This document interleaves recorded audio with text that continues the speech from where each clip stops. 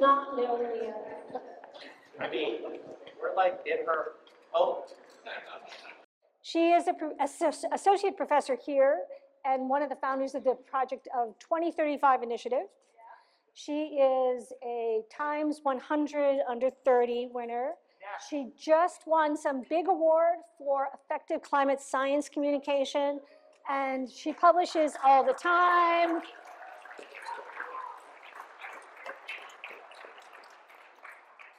And of course, we also know her as the host of the world famous A Matter of Degrees podcast, which you can all subscribe to. And she is speaking with Jigar Shah, who she will introduce, who hosts his own podcast and is one of our great leading lights in this area, and especially in these times. So, Leah, over to you. Does anyone here not know who Jigar Shah is? Oh, wow, okay. There's some people who are about to learn. So Jigar Shah, those of you who know, was an OG host on the long-running, very esteemed podcast, The Energy Gang. Any Energy Gang old school fans in the room? Okay, there you go.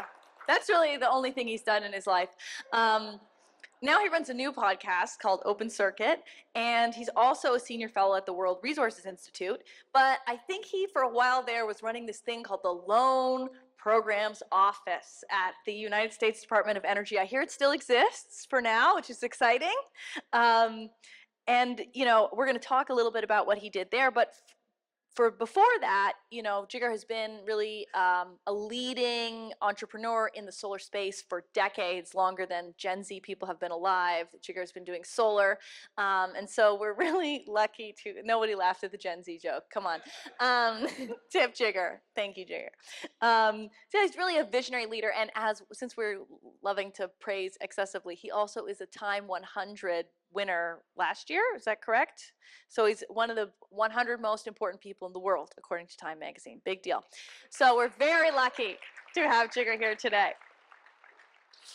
So I just wanted to start out with a little bit of a softball here. You're sort of, in some sense, retired, right? You had this high-powered, stressful job at the Department of Energy, and I'd like to know if you've started any new hobbies since then. I'm thinking crochet, knitting, maybe curling or tennis. What are you doing lately to fill the hours? I imagine you also work, but hobbies. Any hobbies? A man of leisure. No, I do love tennis.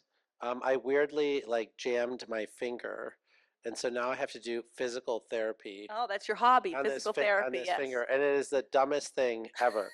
Basically, the woman was telling me that I scarred up the ligament underneath this knuckle, and now I have to break up the scar tissue, so I have to hurt myself 3 times a day to and I was and then the doctor was like, you're just old, it takes a long time to fix yourself now. I was It's called old people I'm not stories. that old. Yes.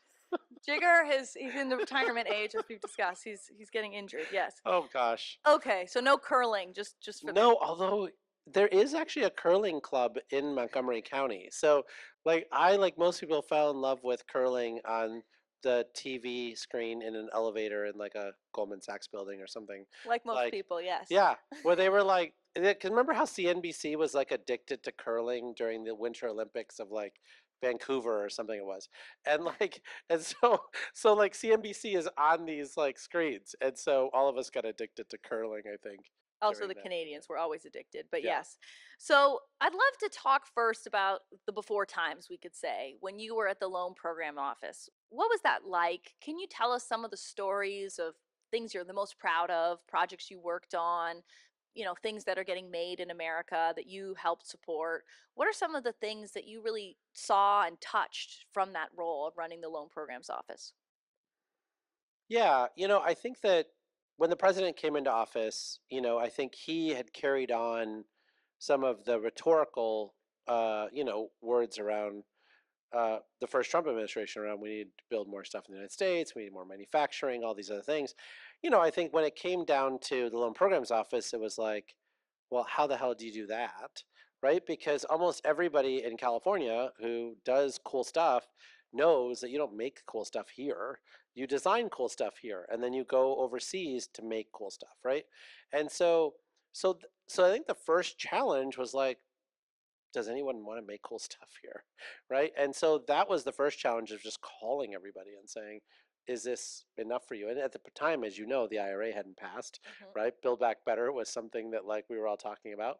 And so there were no incentives, there were no like rules. They were just like, do you want to do big things in this country? And I've got debt for you, right? And so that's sort of where we started.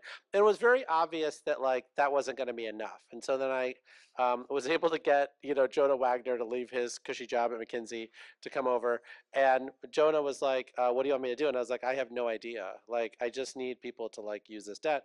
And so then he came up with these great PowerPoints, and I was like, "Wow, these are fantastic!" And we like figured out like here are all the things the federal government can do. Right? We have procurement, we have tax credits, we have like trade, we have like workforce training, all these other things. We put it all together, and by the end of that first year, we got 70 companies that filled out loan applications to seek debt from the loan programs office. Now, the quality of the applications, like I now know, were horrible. Um, but at the time, we were very proud of it. And then every year we kept doing more. And then what we realized was that the equity wasn't sold on making stuff here in the United States. So then we had all these people do liftoff reports and figure out like, well, here's why you would be interested. And here's now, by this point, the IRA had passed. Here's why this might make financial sense for you to do in the United States. Here's why you would put equity into this. And they were like, well, I don't know. It doesn't seem like there's a durable sort of because for equity, they don't want to put in one check, they want to put in many checks.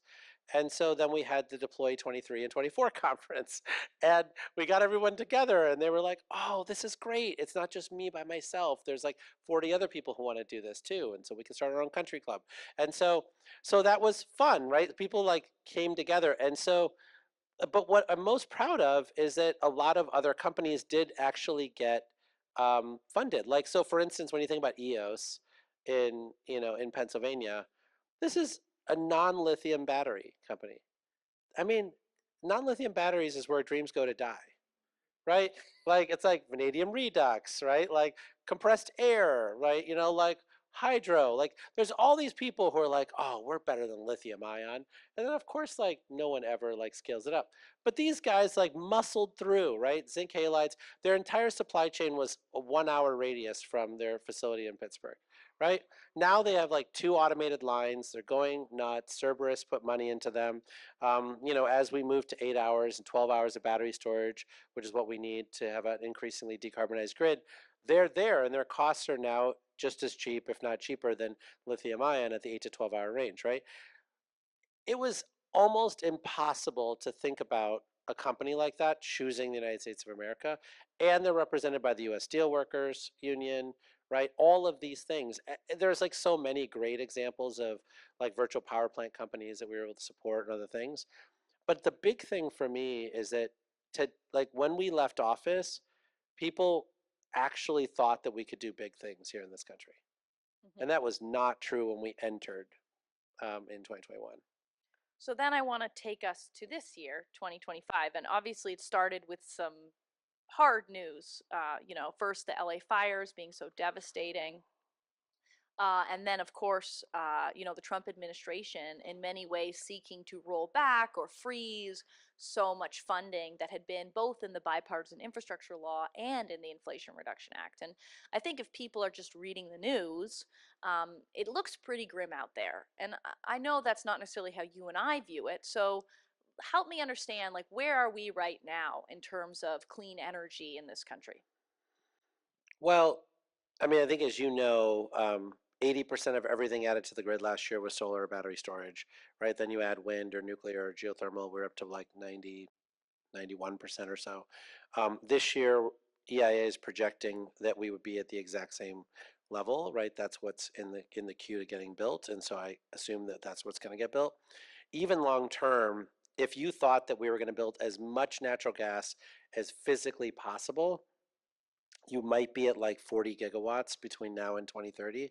We need about 170 gigawatts to meet load growth. So the vast majority of that's going to be clean, right? I think that the thing that I find fascinating is we're in this moment now where everyone wants to go clean. Like all the bankers only want to fund clean. All the lawyers want to work on clean projects. All the accounting firms want to work on clean, right? Like that's how they get their bonuses every year, right? And so you're in this weird spot right now where all the best developers are clean. But yet we have this rhetoric machine talking about how we're going to go back to coal. And we're going to build new coal. And the loan programs office is going to fund new coal. And I was like, really? Is that really going to happen? And where does next generation coal come from? China. Oh, crap. Like, are we going to import coal from China? Like, are we going to like go out and get their technology and bring it back here and then like pay 145% tariff on it? And then, like, I mean, no, no, no, no, no, no. So I agree. The rhetoric is just nuts. And, but even on the loan programs office, right, where they have yet to miss a single payment to anybody who draws. So every single person who's come to loan programs office and said, we have a closed loan, we would like to draw our loan, they have successfully been able to draw, right? Now it took like 3 weeks longer to draw than it normally does because it had to go all the way up to the White House or whatever. But like they actually drew. But you wouldn't know that reading any of the papers. It's like, oh, loan programs office shut down. No, it's not. Now they have terrorized a lot of employees, and a lot of people did take the retirement program, and so we've lost a lot of fantastic people out of the Department of Energy writ large. But the trajectory of clean energy has never been brighter. Mm-hmm. Yeah, and I feel like the interconnection queue is a place where you can really see this, and you started to talk about that. So much of what is waiting to be interconnected with the grid is solar and batteries, right? So all this rhetoric, even around gas plants, let alone coal, isn't really lining up with the reality. So can you really talk about what you've seen in solar specifically, given how long you've been working in the industry? It feels now, again, not from reading the news, but if you look at the interconnection queue, which I know everybody does, as part of their coffee morning breakfast routine, So right? amazing. Yeah, so nice. Also, they can open up the Kaiso app and just see, how much sun was on the grid. I know everyone's doing that. But what has it been like working in this industry for so long? And what is the moment that we find ourselves in for solar and batteries in this moment? Yeah, it's a fascinating question, right? So for like just focused on distributed solar first, right? So, when you think about residential rooftops, we're at 5 million homes, right, that have solar on them. When you think about commercial rooftops, everyone from Lowe's to Home Depot to Walmart to Target, whatever, is trying to make sure that they put it on every single building, right? All the top 100 real estate companies are doing the same, et cetera. And, for a long time, we had this big fight, right, over net metering and utilities and whether they're our friend or our foe or whatever. And now we're in this weird place where the utilities have now come to us and said, we need you to be able to meet this moment, right? That we have such long interconnection timelines for new loads that our governors are mad at us, right? That they're saying, why are you giving people a 3-year interconnection timeline when it took me 4 solid years to convince them to move to our state, and now you're trying to drive them away? Like, why do you hate me so much, right? And so then, you've got like Pierre Lafarge, who's in the room here somewhere, who like signed, the distributed capacity procurement approach with Excel Minnesota. And, they didn't do that out of charity or because they love solar. They did that because it's the only way to meet the governor's requirement for interconnecting people faster. Is they're like, well, the line generally has enough capacity, but like for these 75 hours, there isn't enough capacity. If you add batteries on that line, then you should be able to meet that requirement, right?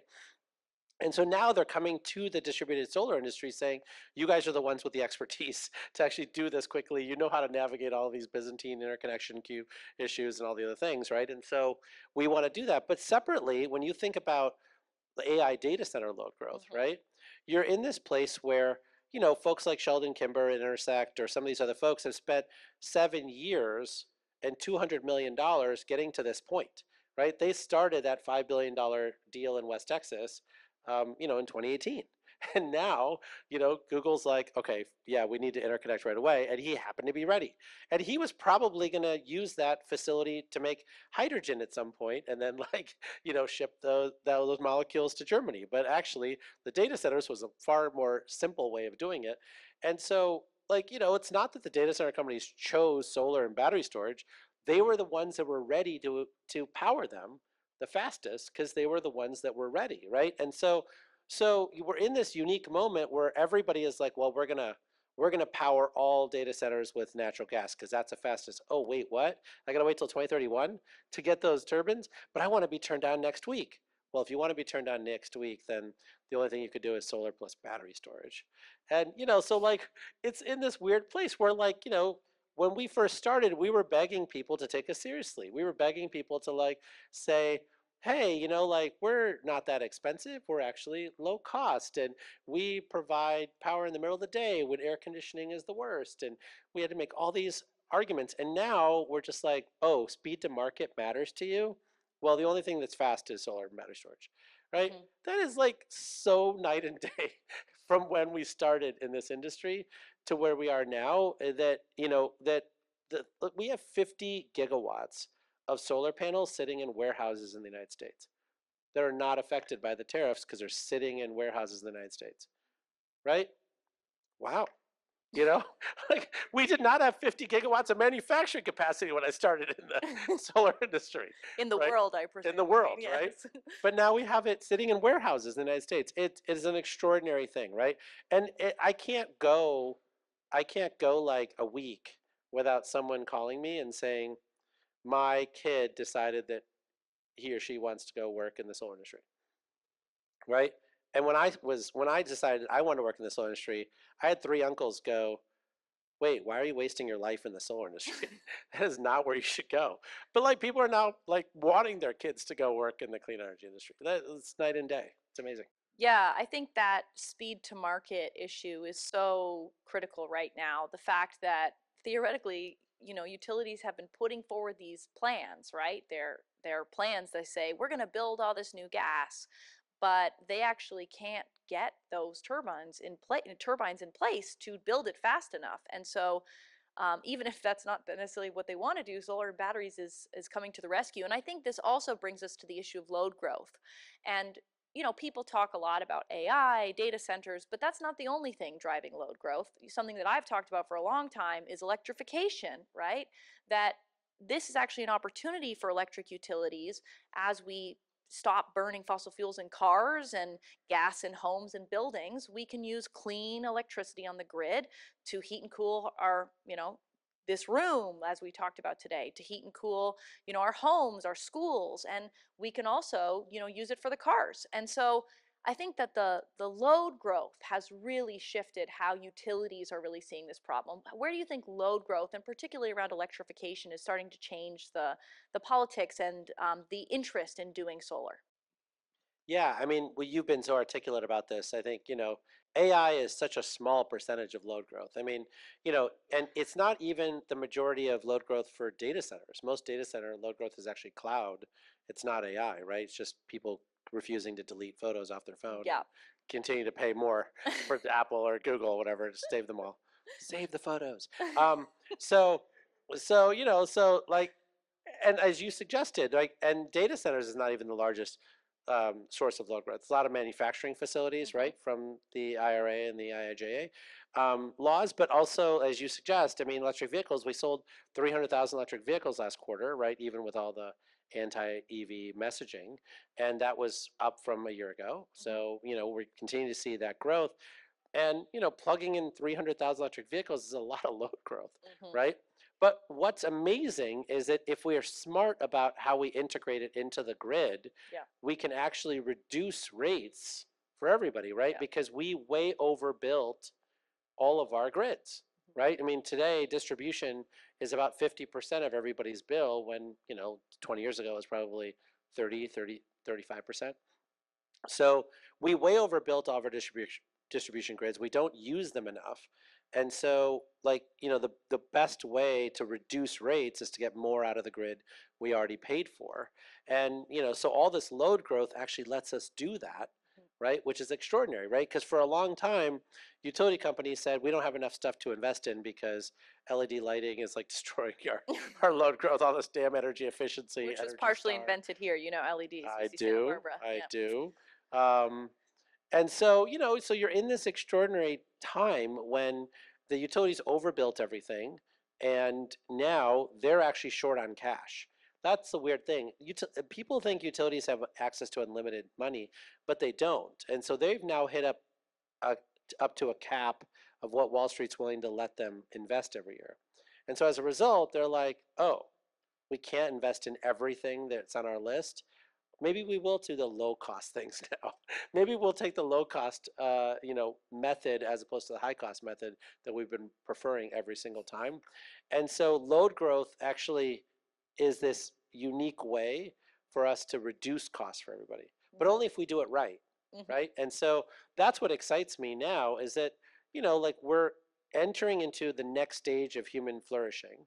It is very obvious that doubling oil production, doubling coal production, doubling natural gas production is not on anyone's dance card, right? Even if you talk to the big oil companies, they're not saying, we're going to be at 200 million barrels a day. No, they're fighting just to stay at 100 million barrels a day, right? Because it's so hard to find low cost oil, right? And so the price of oil when I started at BP in 1999 was, like I think you had to be around $16 a barrel to get approval from Lord John Brown to like actually, drill a new well.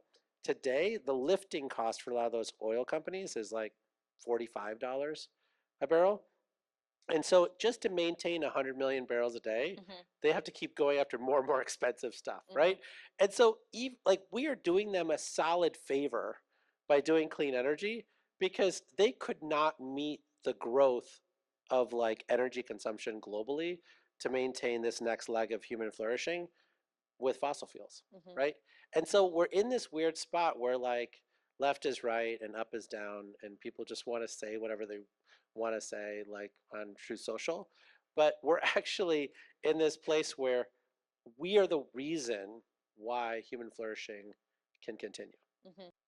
No, I think a lot of people might feel that, the Trump administration is particularly antagonizing the clean energy industry and environmental groups, and that is true on some level. But you can open up the Wall Street Journal, the New York Times, and read stories about how the pain in the oil and gas industry right now.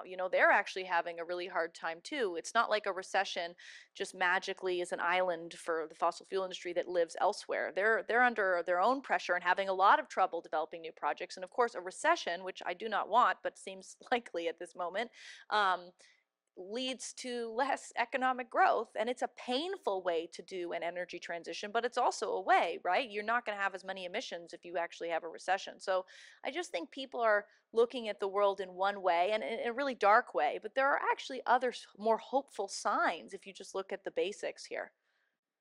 Yeah, and I also think that people just continuously uh, are incapable of understanding exponential growth, right? When you think about where solar, battery storage, some of these other technologies are, they're still growing exponentially. I mean, honestly, I could not fathom in a million years that they would still grow exponentially. They're clearly growing exponentially when there was less than 50 megawatts of manufacturing in the world, right? But now, you're talking about like having an electricity crisis in Pakistan and magically 33 gigawatts of solar just show up in Pakistan.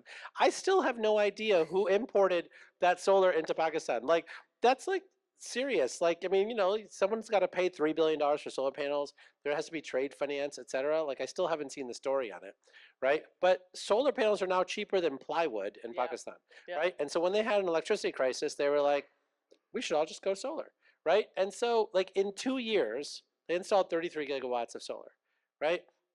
And so the fact of the matter is now every time there is a climate event, every time there is a loss of power event, every time something occurs like that, it's clean energy that they actually turn to and not like gasoline and diesel generators because like they're hard to get.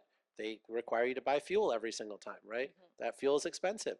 And so we're in this weird time right now where we're still growing exponentially and people are like, well, the energy transition is not really happening because only 80% of electricity growth last year came from clean energy. And I was like, only?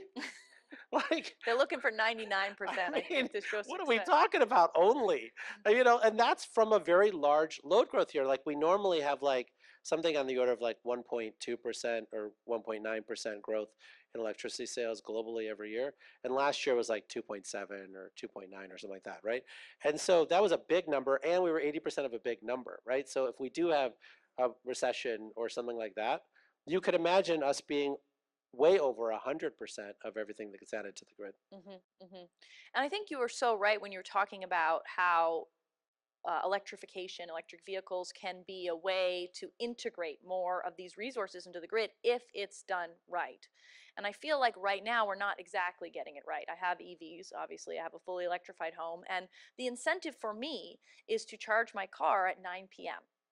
in Southern California, Edison territory. And that is when the gas plants are operating, even though I have a battery storage at my house. And I talked with this advocate just the other day from Earth Justice who talked about how when they were doing the San Diego Gas and Electric hearing at the CPUC, that he tried to say that between 10 and 2, when we have all this solar, everyone wants to talk about the duck curve. Oh gosh, what are we going to do? Where are we going to put all that solar? Why are we not incentivizing people to stick all that solar in cars during that time, right? We have these roaming batteries, literally, that are just driving around the streets. And we are struggling to really get those incentives lined up. I think it's something we can do pretty easily.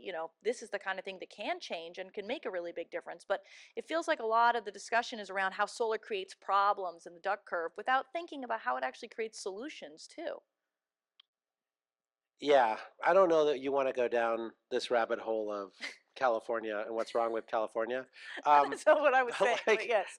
but I mean, it is what you are describing is exactly how it works in Texas, Mhm. right? And so retail electricity providers do give you complete transparency to what's happening on the wholesale markets. Yep. And as a result, like it's only when the sun is shining and the wind is blowing that you have negatively priced power in Texas. Yes. And that's basically when you want to charge, right? So, like in general, I do think that that is where we want to get to. I hope and pray that California gets to this point where they are not like top downing every decision in 18-month increments, but instead move to something more dynamic, Mhm.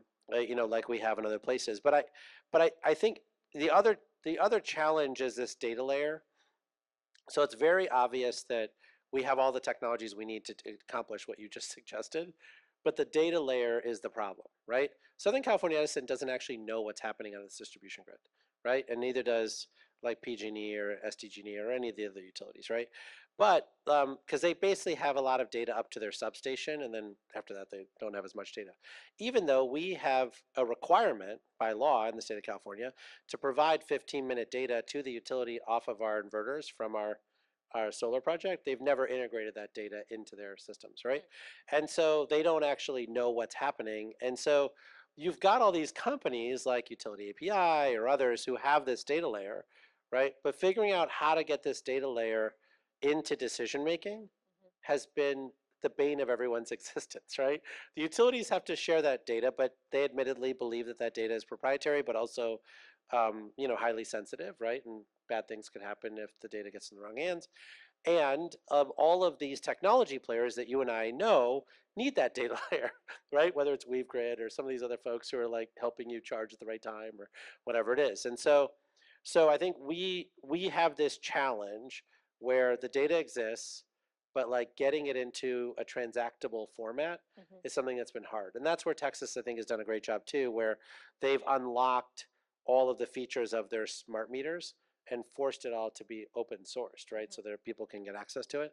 And that is something that we still haven't done in California, haven't done in other places. And so that data layer, I think, is going to be critical to like really unlocking the full potential. But I agree with you completely. The technology is there, we're ready to go, and we have to do it the right way if we want to get all these benefits out of it.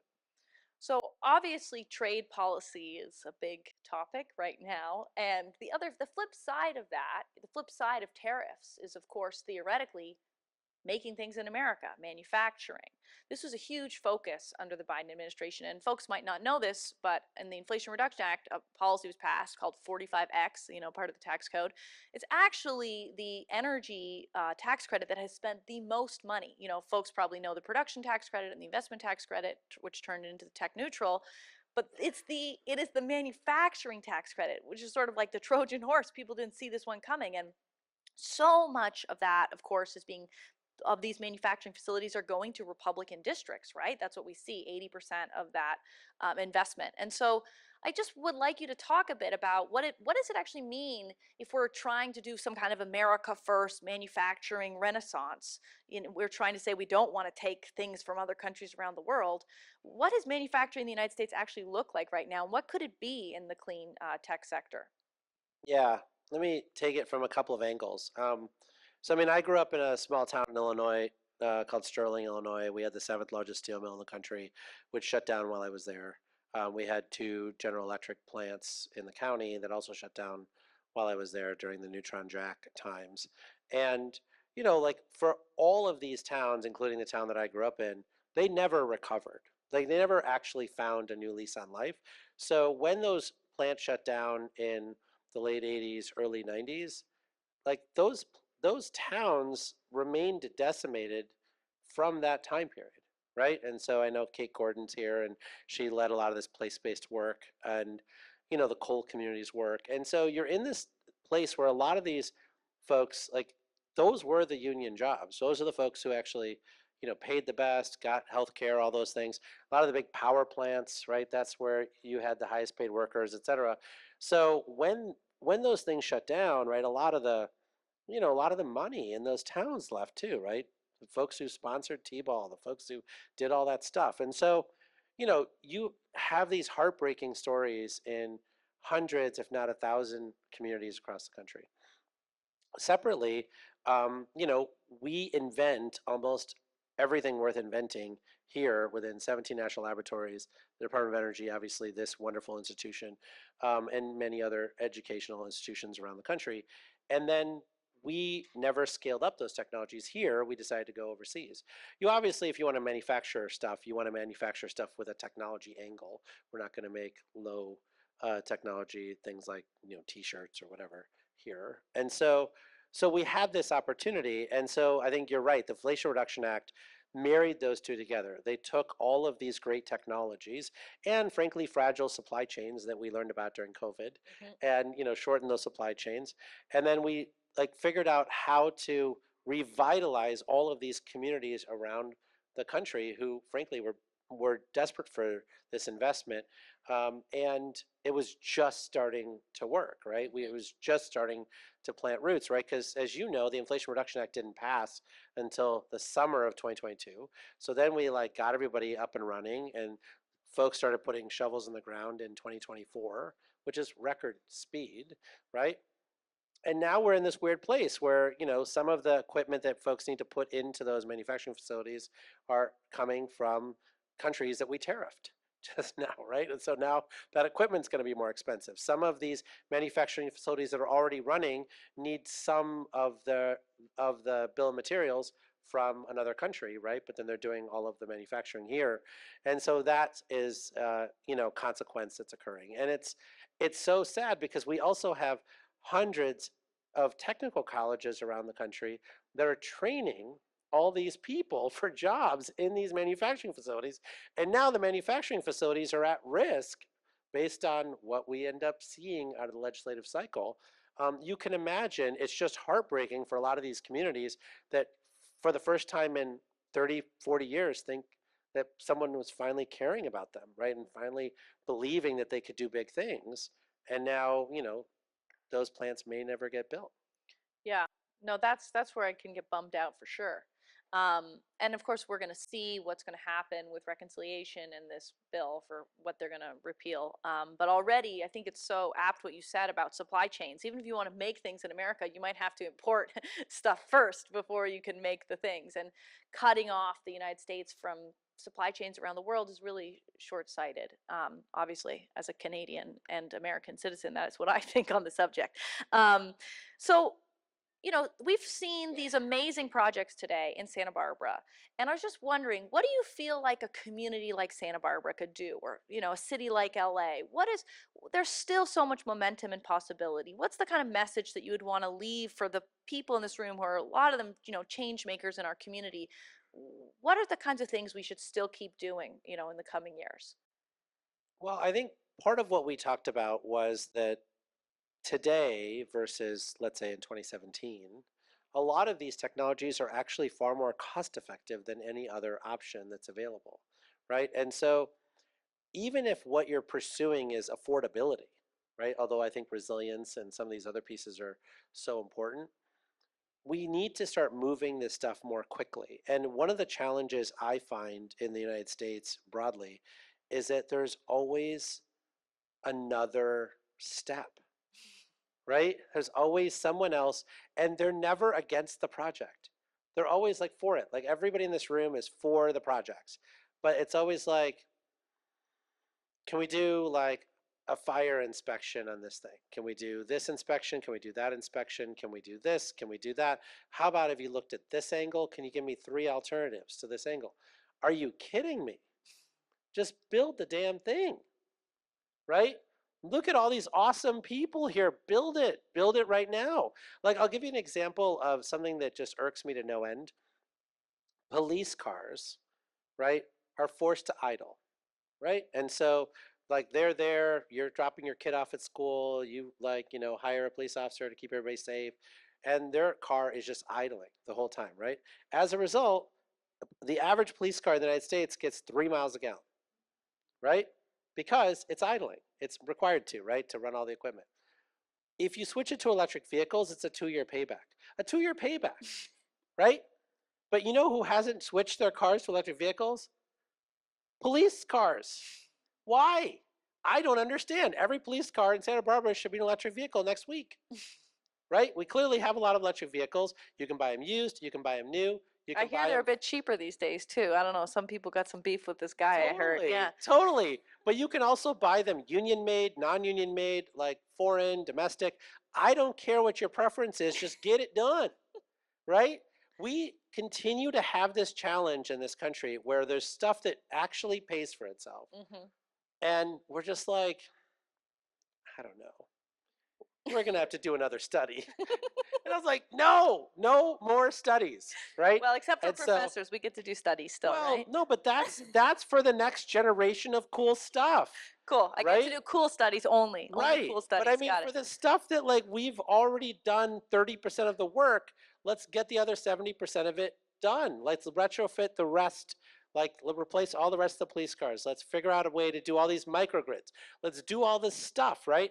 And I just like, I don't understand why people spend all of their nervous energy on like screaming into Twitter when what they could be doing is going to the city council meeting and just pounding the table saying, just do this faster, everybody. I love it. Well, I think that's a very good action item. There's so much that you can do going to a city council meeting or a county supervisors meeting, just throwing that one out there as a thought. We might have one in Santa Maria on the 13th. I don't know. Heard about that. Um, that there's going to the state house, getting involved in a state law, that there's still so much that can be done to make the system work better. And if you see a problem, like me whining about the EV charging, that also means there's an opportunity for a solution. So I think you are going to have to electrify all the police cars in America now, Jigar. I think that's your action item for the day. Sign me up. Okay, great.